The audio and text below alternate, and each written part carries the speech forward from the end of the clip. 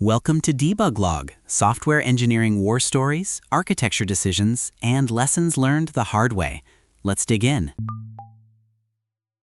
The standard approach to ad serving for many platforms has long been a multi-stage funnel. Candidates, then filtering, then ranking. It's a pattern we see everywhere. And on the surface, it seems logical. You narrow down a vast pool of possibilities step by step. But what happens when the metrics you optimize for at each step don't actually align with the ultimate goal? You end up, as one engineering team put it, chasing the cart. They realized their sequential ad architecture, while efficient for finding clicks, was actively sabotaging conversions, the actual purchases advertisers were after. Precisely. They were optimizing for an intermediate metric, engagement, at the expense of the final, more valuable business outcome. And to fix it, they had to rip out and rebuild a fundamental part of their ad-serving pipeline. This isn't just about tweaking a model, it's about a fundamental reevaluation of what the ad system should even be trying to accomplish.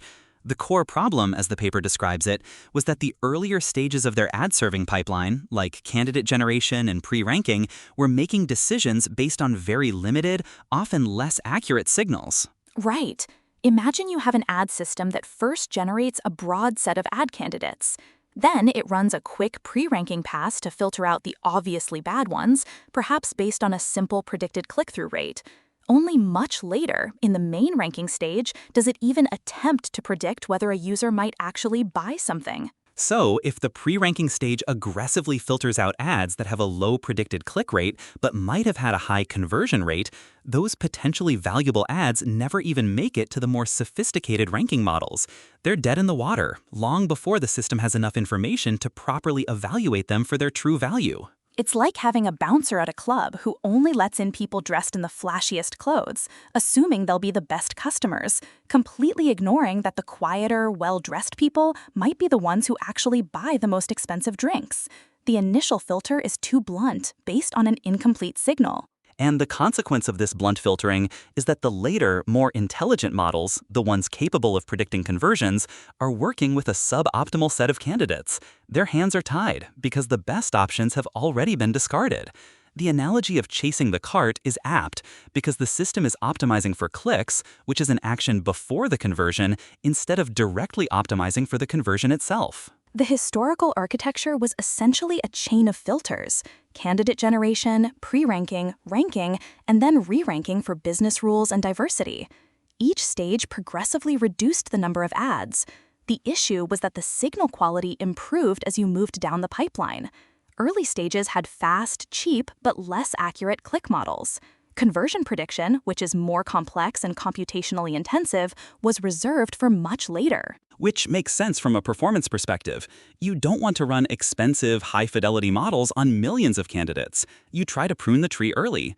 But here, the pruning was too aggressive, based on the wrong proxy. Exactly. The initial candidate generation might fetch hundreds of thousands of ads. Pre-ranking then aggressively cuts that down to perhaps a few thousand. If the pre-ranking model is optimized purely for clicks, it might dismiss ads that users rarely click on, but do convert from when they are clicked. These are often niche products or higher value items that require more consideration. So the fundamental shift wasn't just about building a better conversion prediction model, but about moving that intelligence much, much earlier in the pipeline. It was about creating a system that generates candidates with conversion in mind, rather than just filtering an existing pool. That's the crux of it. Instead of waiting until the ranking stage to assess conversion likelihood, Pinterest introduced a dedicated conversion candidate generation component. This new component's explicit job is to find shopping candidates that are predicted to convert right from the start. This sounds like a significant architectural undertaking. It's not just swapping out an algorithm in one box. It's adding an entirely new, sophisticated intelligence to the very first step of the ad-serving process. What does that new component entail? How does it actually generate these conversion-likely candidates? It relies heavily on two things: a sophisticated conversion prediction model, CPM, and the use of graph embeddings within a deep learning retrieval system. Think of the CPM as the oracle, a highly accurate model specifically trained to predict the probability of a user making a purchase from a given ad. So instead of a rough click prediction, this new system is asking, given this user and this ad, what's the likelihood they'll actually buy it? Precisely. And to generate candidates based on that, you need to understand the relationships between users, items, and shopping queries in a much deeper way than just historical clicks. This is where graph embeddings come in. The system represents users, items, and search queries as high-dimensional vectors in a shared space. For listeners who might not be familiar, what does it mean to represent these things as vectors in a shared space? Imagine a multi-dimensional map. On this map, similar users are close together, similar products are close together, and products relevant to a user are also close to that user. These similarities aren't just about keywords. They're derived from complex patterns of interaction and behavior across the entire Pinterest graph.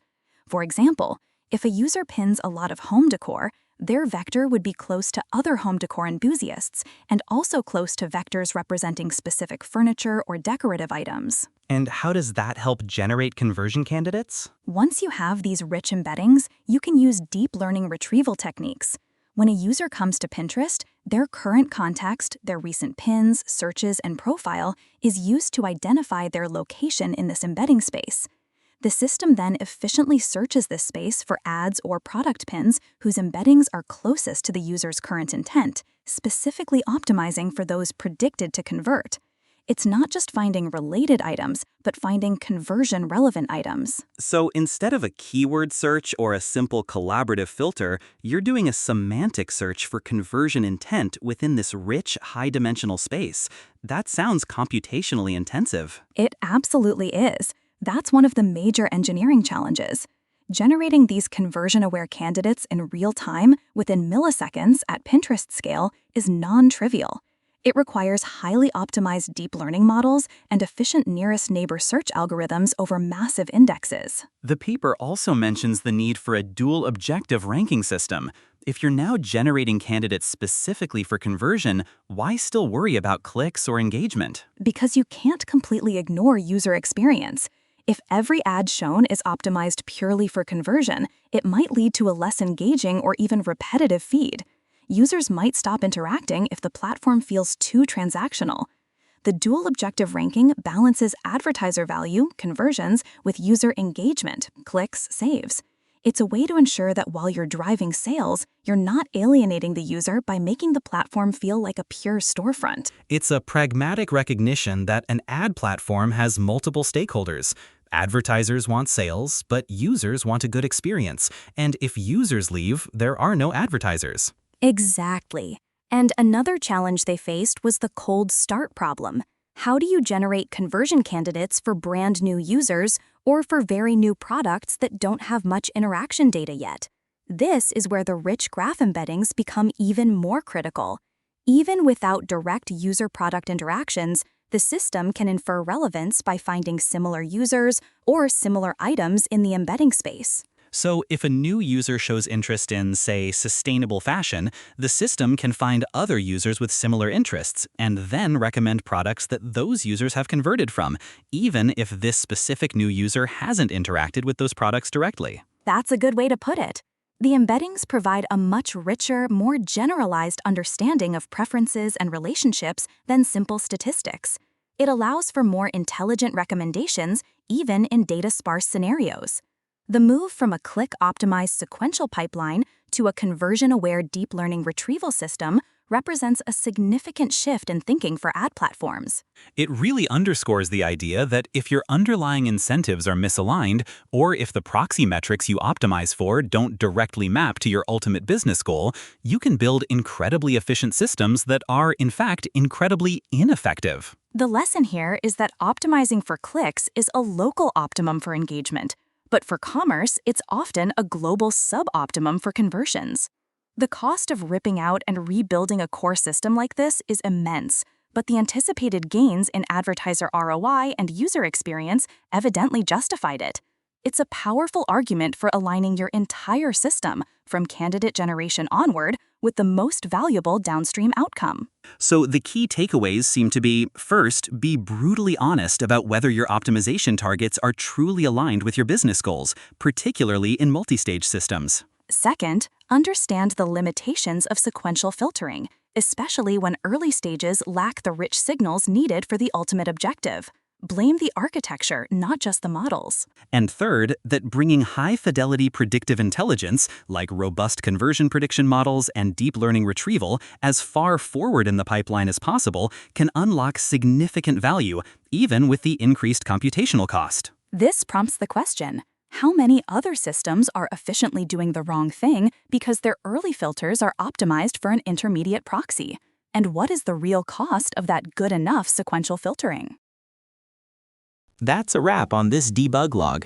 Join us next time for more engineering war stories and hard-won lessons. If any of this hit close to home, subscribe and tell your team. Ship it carefully.